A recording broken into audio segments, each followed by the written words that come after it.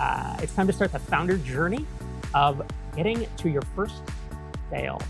So Corinn Pope is a longtime MicroConf attendee. I've had many conversations with her, and I'm stoked that she's here to share the stage with me today. She's the founder of Speckled, a tool that helps product managers build the right thing at the right time.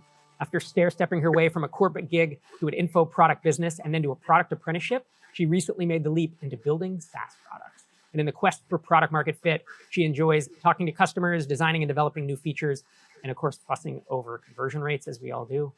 Hailing from Austin, Texas, she fuels her enjoyment of running stupid long distances, her words, not mine, with Tex-Mex and Topo Chicos. So Corinn Pope, welcome to the show. Thanks for joining me on MicroConf. Thanks, Rob. All right, good morning, everyone. I'm really excited to be here and talk to you about the story of how I inadvertently launched Speckled. Now, from my story, I hope that you can learn from some of my mistakes and take away some new tactics to apply to your own ideas. I'll start with the origin of the idea and how it got off to an admittedly slow start, talk about the groundwork that was laid way before this ever became a thing, and finally move into how I managed to build up the momentum that I needed to launch my product. So let's get into it. How many of you have had this happen to you? You get an idea, you're super excited about it, so you run to your journal or your note-taking app, you write it down. The more you start thinking about it, the more convinced you are that this is the one, like this is the idea that you need to work on right now. So you spend probably a little bit too much time picking out just the perfect domain, and then you dig into the fun parts. Now, this happens to me a bit more frequently than I'd like to admit, but the beginnings part is just so much fun. However, fast forward a couple of months, sometimes even a few weeks, and something happens. Somehow you've lost a bit of momentum and your great idea has migrated over to your project graveyard. Now, my project graveyard is a pretty expansive place. The amount of money I spend on domain renewal fees is straight up embarrassing. But this isn't a place where we really want our projects to land. We want to launch them, put them out into the world, get people on board, and make a tool that provides value to the people that we serve, right? Now, quite honestly, this whole cycle is how Speckled got started off. It was a Sunday in June, in the middle of a hot Texas summer. I was sitting outside, writing in my journal, brainstorming some ideas. I had a job at the time, and we were getting all of this work piled onto our plate, but no new resources to handle it. So we had to prioritize pretty ruthlessly. So I was like, okay, I have this issue, and I get the feeling that other people may too.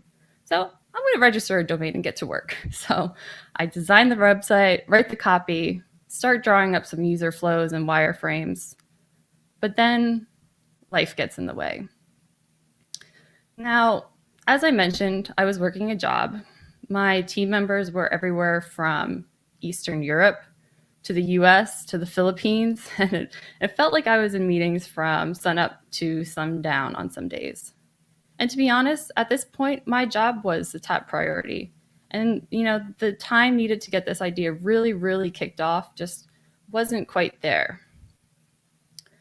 But still, this idea kept bugging me.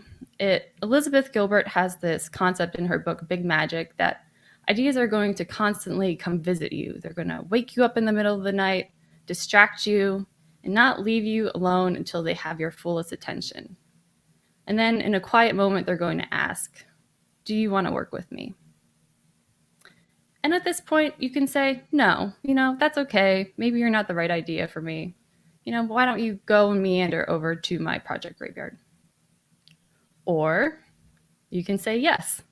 And so this idea had been really bugging me, and for so long I wanted to work on it, so I said yes. At the end of 2019, I had made the decision to leave my job. Quite honestly, I was a bit burnt out at the time. I needed some time to recover and get all those creative juices back. So I took some time to relax, hang out with my family over the holidays, follow some curiosities, and then once I was ready, start working on this idea. And about 7 months later, I inadvertently launched my product. And today I want to talk to you about the time between committing to the idea and actually launching. Like, what was the difference between this project that landed up launching and all the other ones that had landed in my side project graveyard? Now, in prep for this talk, I did a lot of looking back to try to figure out what it was that made this one different.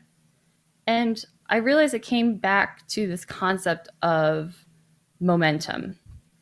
Now, previously, I do the whole get super excited about something, lose momentum kind of thing. But this idea, it managed to achieve a sort of escape velocity and avoid the graveyard. And there were two things I realized that helped me achieve this escape velocity. And that was to have a strong base from which to launch. And the other one was the tactics that I implemented to get enough momentum to get this thing out into the world. So let's first talk about building your base. Now, to get this started, you're going to need a strong launch pad that you can push off of. And the great thing about this part is it's something that you can work on way before you ever start building a single thing. And for me, the first part of this base is made out of confidence and skills. And this component took a good 10 years for me to build. And, I'll just put it out there. I'm not the most confident person in the world. Many days on this journey, I've woken up and been like, oh my God, like, what did I get myself into? Can I really do this? And, other days it's like, okay, this is great. I can't believe I get to do this on a day-to-day basis. This is awesome. So, while I'm not 100% confident, I am about 80% of the way there.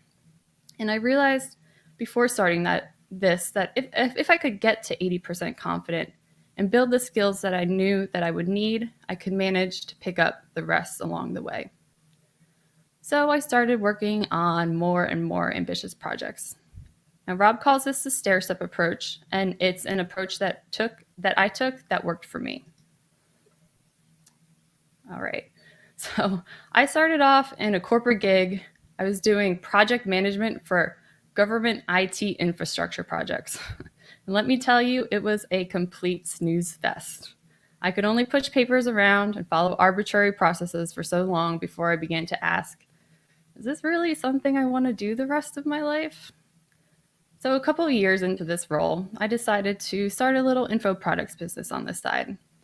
There, I learned the basics of running a little internet business, how to build and distribute a product, and how to make a little bit of money on the web.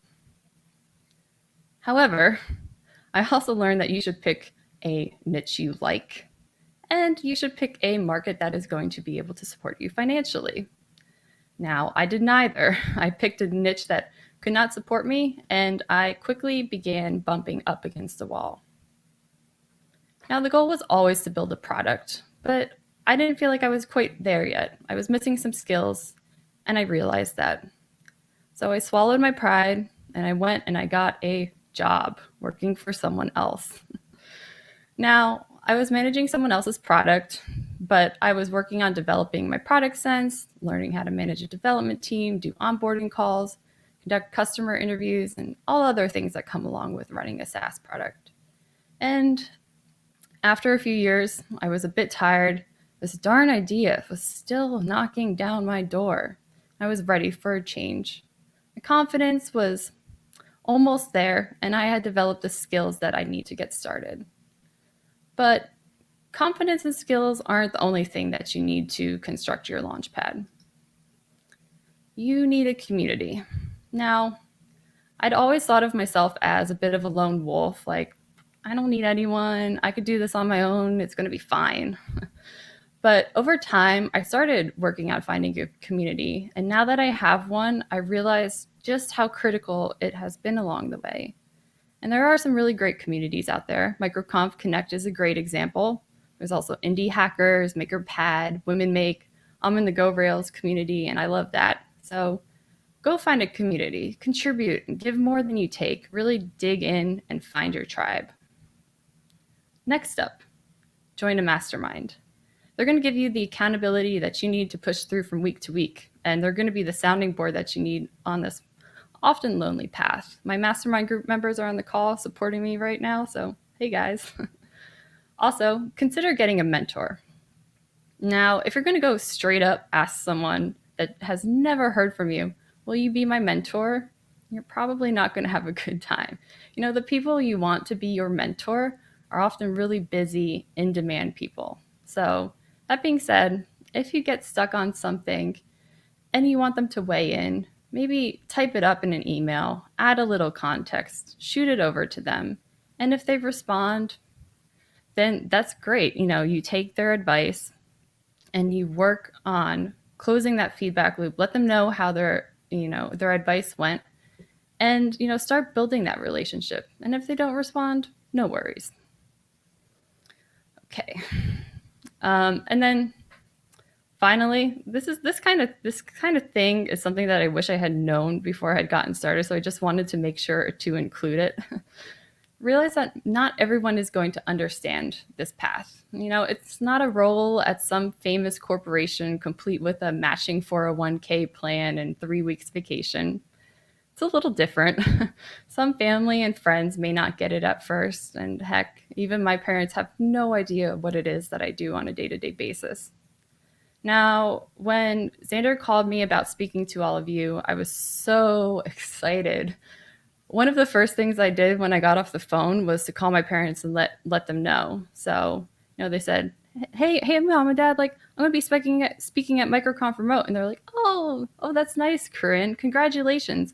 That'll be a great thing for you to put on your resume for when it's time to get a real job. It's like, ouch. But, I think they'll get it maybe eventually. At least I'm secretly hoping that they do. But the funny thing that I realized from this is that you don't need permission to go get started on the path. You can just go get started. So go start. Build your confidence, build your skills, and then get ready for the next phase. Get something out there and start building your momentum. All right, so let's start with the most logical place to start. The idea. Now, people say there's no such thing as a bad idea, but I would say that a really good idea can help you get a lot more momentum than, say, just an okay idea. Now, even though I had this idea for Speckled, I still spent some time making sure it was a good one and making sure it was a valid problem. So I went and I made sure people were talking about this problem online, that people were complaining about it in forums and websites and all those places online. So, that was there. I made sure people understood this category and were buying things like it. I was not quite ready to start a whole product in a category that no one understood. So I wanted to make sure that this was a category that existed. And I wanted to make sure that I enjoy being around the kind of people who have this problem. Now, I'm a product manager. I love product people. So I was like, okay, I think I'm good with that one. I can hold my own. And this was kind of the basic criteria that I made sure to suss out and make sure that this was a decent idea. Now, there may be more questions out there you want to consider, but these were the ones that worked for me. Okay, so you want to start off with a decent idea, and then it's time to do some marketing. Yep. If that makes you squirm, then I am right there with you. Now, I feel like this is an obligatory MicroConf slide. I feel like it's advice that is commonly dished out and it's commonly ignored. And I think I know why. It's just that building is just so much fun. Who doesn't love going into this flow state and doing all the stuff that they love to do? And talking about yourself and hyping up your product is super, super uncomfortable. Most introverts like us don't really like to toot our own horn. It's awkward, and quite honestly, it sucks. But you know what sucks more? Going into a flow state for a couple of months, surfacing for air with something that's ready for the market, and realizing you haven't told anyone about it yet. So we're going to try to avoid that. And this is the technique I use to avoid that. And it's by building a reverse press release. This is kind of something that Amazon does for their new products. So before anything is ever built, you write a press release, hyping up your new product, talking about its features, the value that users are going to get from it, and heck, maybe even throw some fake customer testimonials in there for good measure. Now, once you've shaped up a product that you'd be happy to see hit the market, then it's time to take some of that language, add it to a landing page, and make sure you add an email capture. Now, spend a little time promoting that around a bit, and you'll start seeing new emails trickle onto your list. Now then, and only then, do you actually go and build the darn thing. Now, as you may have picked up, I am not an engineer by training. I only started teaching myself how to code last year, end of last year really, and still have a bit of a way to go. Still though, I was very optimistic on how much I could get done and how quickly I could do it. You know, I remember writing in my journal in January, be like, I could totally launch this by March. In March, I wrote, oh yeah, it'll be done by April, maybe. In April, it was like, okay, I think I could get it down by May.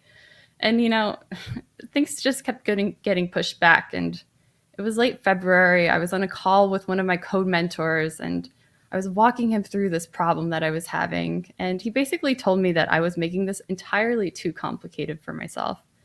I had all of these tables in my application and a very academic understanding of what a database should look like.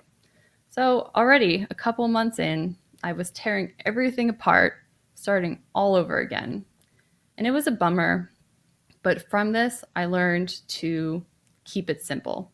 Instead of adding features, cut them. Now, this is what my initial mock-up for my product looked like. Okay, nothing too crazy. But here is what I actually launched with.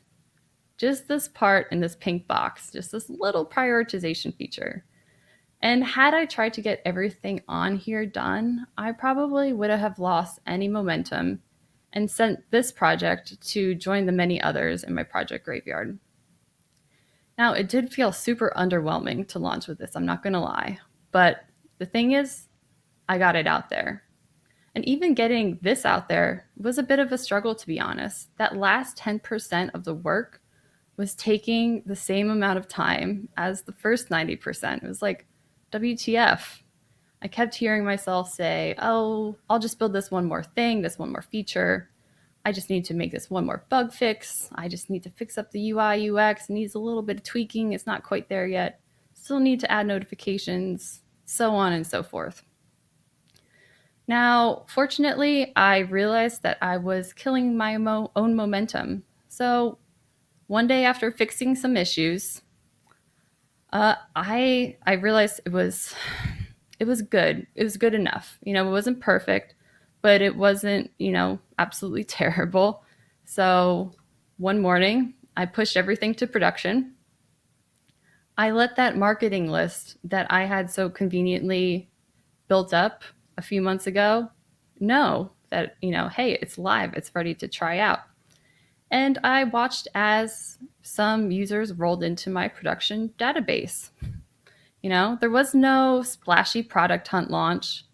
There was no launch party. Heck, I don't think I even popped open a bottle of wine or cracked open a beer. But what I did have was a product that was in motion. It was out in the world. It's picking up momentum. Users are starting to use it. And now I'm trying to figure out how to build and maintain my momentum. And to be honest, this is a work in progress. From what I've learned so far, feedback has been critical in this part, and learning how to take it not personally has been a challenge, and it's been a really good learning lesson. Now, I'm definitely not good at it by any means. I remember I got my first piece of negative feedback. I was out camping. I checked my phone because I'm apparently the kind of person who brings their phone camping. I know, shame on me. And I saw this piece of negative feedback come in, and I was like, oh man, this sucks. So I sit there, wallow in my self-pity for about 15, 20 minutes. stare into the campfire, and realize that, this feedback is a gift. And you can use the feedback that you get after you launch to work on iterating your product and building a better product. So you could do a lot of positive with the feedback that you get. And also, combined with using your own product, you'll quickly figure out what it is that you need to work on improving. So, in review, we talked about building your base and how building a community, your confidence, and your skills is going to set you up on the path for success down the road. How a good idea is going to help carry your momentum a bit more than, say, an okay idea. And of course, then you could go, buy the domain and start thinking about some of the fun parts. But before you do that, spend a couple of days setting up a very basic marketing system so that when you do come up for air after building this, you're not starting from a dead stop. You do have some momentum and some place to go from here. And to be honest, I'm not sure what happens after this part. I'm really looking forward to hearing some of the other speakers that are going to be coming later today to see maybe what's in store for me down the road. But in the meantime, I hope you learned a bit from the story about how I launched Speckled and how it got started off pretty slow, how I managed to build up some momentum with a decent idea, a very simple marketing system, and a pared down product, and how I inadvertently launched to make sure that I could keep my momentum going. Now, if you're thinking about taking this path and launching your own product, hopefully with a bit of a more deliberate launch than I did, I'd highly recommend it. It is incredibly rewarding, and I think you're going to enjoy the ride. You got it. Well, Corinn, again, audience questions are going to start coming in. I'm going to kick us off with a couple questions that I had for you. Great talk. I really enjoyed it and loved hearing your story. I think the first thing I wanted to ask is about the stairstep approach that you mentioned. What I've noticed is I personally traveled the stairstep approach, but I didn't realize I was doing it as I was doing it. That wasn't my goal from the start necessarily. I was just so risk averse. I didn't want to build the big SaaS app, quit the day job. I had a wife and a kid and a mortgage and all that. I'm curious with you, did you from the start think I'm going to build the small one and then a next and next and next level up? Or was it more of an inadvertent walk down that path? It was probably a combo of the two. I think that I probably got to the info products business and I was like, okay, like this is cool. Like this is a path that I could take in the future, but I'm not, I would like to do a product in the future and I'm not quite there. So I think I'm going to need to take a couple of stair steps. So I kind of got there halfway there organically. And then the rest of it was a little bit more planned. Yeah. Yeah. I think that's a pretty common story, actually. I think some people start doing it because they want to keep the day job or they don't want to leap from one island to the next. They want to have, a foot on both of them. And then once they hear about it, it's like a theory that matches up with what they wanted to do anyways, and it kind of gives them permission to do it, I think. Another thing I wanted to touch on is you talked about asking for permission, which is something I've harped on quite a bit because I've spoken at events where it's just tech founders, but I've spoken at events where there were like filmmakers and writers. And I've noticed that there's a very similar, mentality that a lot of us are scared to ship. And with writers, I say, or authors, I say, don't ask for permission from a publisher or agent. Go write. Like you look at Andy Weir, who wrote The Martian. He started writing and publishing it on his blog, and it was really good. And people started liking it, and then he eventually published it into a book. He just wrote. Filmmakers, you can say, I need money from a studio. You can say, I need permission to get distribution. Or you can do what Kevin Smith or Robert Rodriguez did, and you can go out and just shoot a film for 20 grand, and it's not going to be the best film ever, but it's at least something that you're making and putting into the world. And the same thing with startup founders. I feel like a lot of founders are waiting for permission. I mean, in the Silicon Valley narrative, it's waiting for permission from people to write you a big check to do it. Like, I can't do it without 10 million bucks. And it's like, no, you can. A bunch of people have already done that. But in your case, you really talked about almost asking for permission from, you weren't waiting for funding, but you were like waiting for, was it permission from yourself? Or talk about that a little more about what your particular, predicament was there. Yeah, I mean, I definitely always had a little bit of imposter syndrome, and I was like, okay, well, maybe if someone else tells me that I can go and do this, then I can go and do this.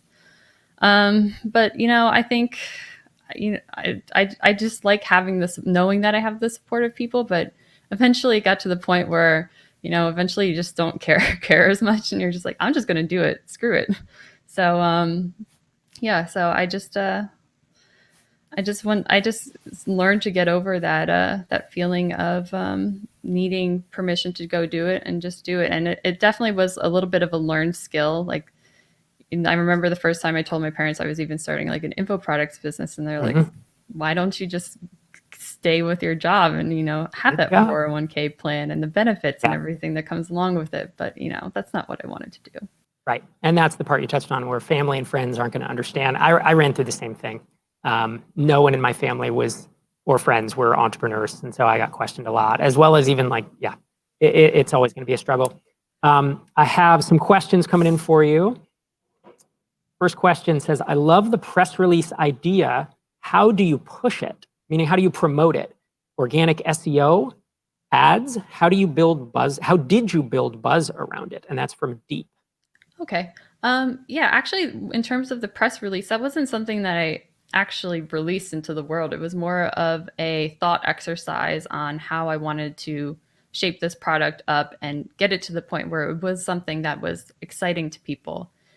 So it was a good way for me to try to figure out some of the messaging that I could then put in my landing page. So I didn't necessarily publish this or promote this anywhere. It was just a document that lived in my Notion, and I just would eventually and sometimes go back to it just to make sure that I was on the right path and building the thing that was exciting to build as I was building it.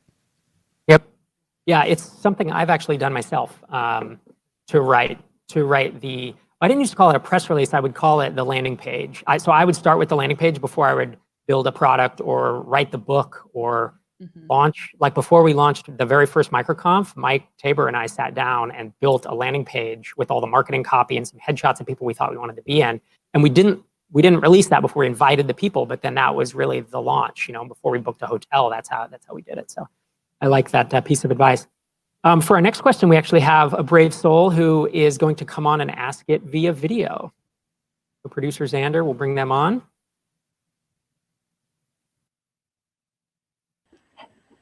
Hello. My question is, you had people sign up on your landing page because they were curious about the product. How much did you interact, or did you interact with those people at all during your building process? I did email them a couple of points throughout the process. And another thing that was also helpful was after I sent them to that email capture, I also sent them to a thank you page that had, what brought you here to, why were you interested in this product today? And that helped me get a lot of good information. But yeah, I would email people occasionally on the list, but I probably should have done it more than I did, to be honest. But, hindsight is 2020. Yeah, your first one's always hard. I'll tell you what so just a quick piece on that. When we launched Drip, which was 2013 now, wow, so long ago, we started building up a pretty good list, and I had learned enough by then that I knew that I should be in contact every few months. So I was sending some screenshot updates, but more importantly, I started sending light surveys and saying, hey, what's your role? What are you looking for from Drip? What do you hope it does? All these questions. And then I was able to segment that audience. And then I had some one-on-one conversations. Most via email, actually. I didn't do a lot of kind of Zoom stuff. But that did help us shape the direction of the product from the start. And so that's a pretty loose framework. I think I went pretty in-depth on Startups for the Rest of Us, which is my podcast I haven't mentioned yet today. But there's an episode there where I talk about doing a survey of a pre-launch list. And that really walks through the questions I asked and kind of the help it gave me. But it just goes to show you, Corinn didn't do that and still had a decent launch. So it's like, you don't have to do these things. They just add a little bit. They maybe help you a little bit more with vision, or they help you land a few more folks. All right, another question. All right, there's another one where someone's coming on camera. Producer Xander, please roll it. Hey, Corinn, thanks so much for your talk. Really appreciated it. So I also come from a non-technical background. I'm in sales and business development. Where did you learn coding, and which programming language did you start with? Cool. Yeah. So in the beginning, I just took a whole bunch of tutorials and did all the basic tutorials for a whole bunch of languages.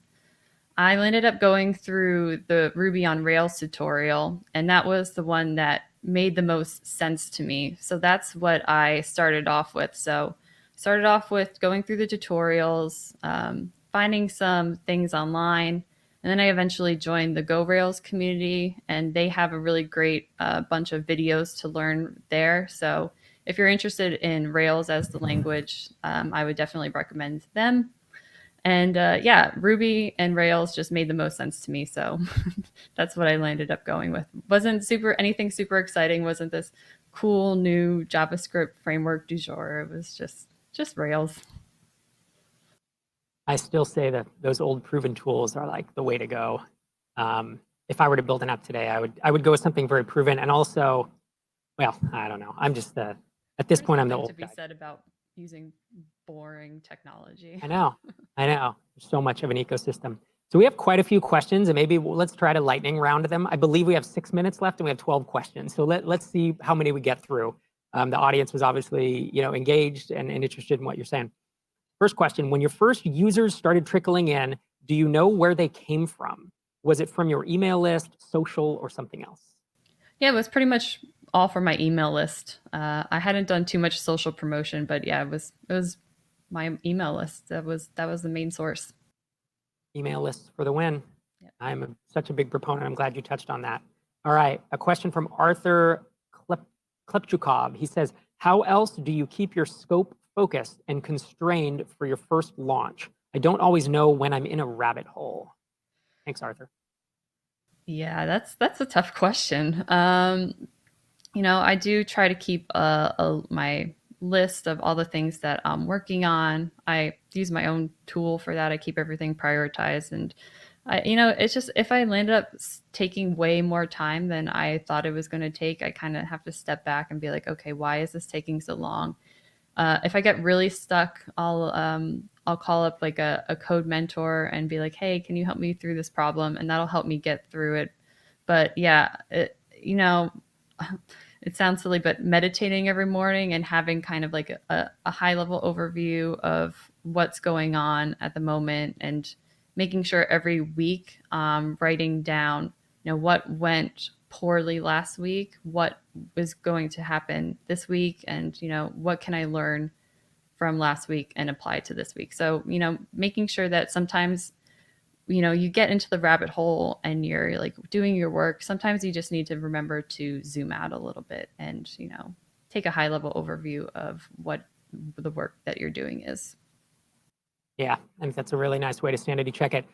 Two other things that I've done, because this is a really hard question. There's no one size fits all, but one thing is when I had a co-founder, that was super helpful. And when I didn't, it was my mastermind group. So there were two or three other folks that I would get together with every couple of weeks. And typically I would say, man, I'm really struggling with something. And I would email one of them and just set up an impromptu, like, I need to bounce this off the wall. I need to bounce this off someone else for a sanity check. All right, we have a text question from Janet A. Carr. She says, Corinn, could you go into a bit of detail on how and where you distributed your press release and landing page? So again, you didn't distribute the press release, but how did you promote the landing page? I think is probably the best way to ask that. So since I was part of the audience that I was selling to, I knew where they were hanging out. There were a bunch of Slack groups online where people were hanging out. So I started getting involved there. And occasionally, if they had a self-promotion channel, I would post it there. There's a whole bunch of Facebook groups. You just need to find the watering holes that your audience is at and go and participate in them. And you'll start to, get some involvement from that audience, and it can just pick up from there. So that's what I did personally. Awesome. From David McNeil, how important was it for this project that you were doing it full-time, whereas with previous projects you were also juggling a full-time job? Well, to be honest, doing it full-time has definitely helped. It definitely gives me a lot more focus, and instead of approaching it in 2-hour chunks, I can sit down for a good amount of time and really get some of the harder parts and get into that flow state. So I think that doing it full time was definitely beneficial. However, there's something to be said about building something on the side and, spending a little bit of time chipping away at it here and there. I don't think there's a right answer for, it really depends on what your personality is and what your priorities and what's going on in your life at the moment. I would agree. All right, our next question is coming to you live from Zachary Kesson. Welcome, Zachary. Producer Xander's going to wire him up. Here we go.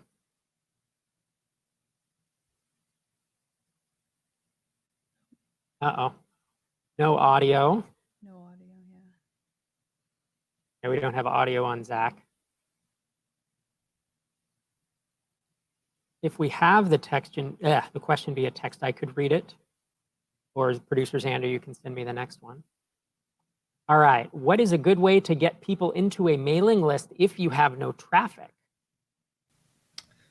Ooh. I think you kind of have to produce some traffic, don't you? Yeah, I think you do have to produce some kind of traffic. So, like I mentioned before, getting involved in the places where my community, where the audience was hanging out, was a good source of traffic for me. It was probably the best source of traffic that I had.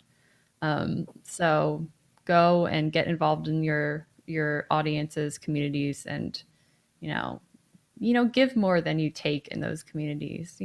Answer questions. You don't have to be the one always promoting what it is that you're working on. Make sure that you're providing value to the people there. And, then maybe organically they'll check out your little, profile link and be like, okay, what is this person looking at? So, yeah. All right.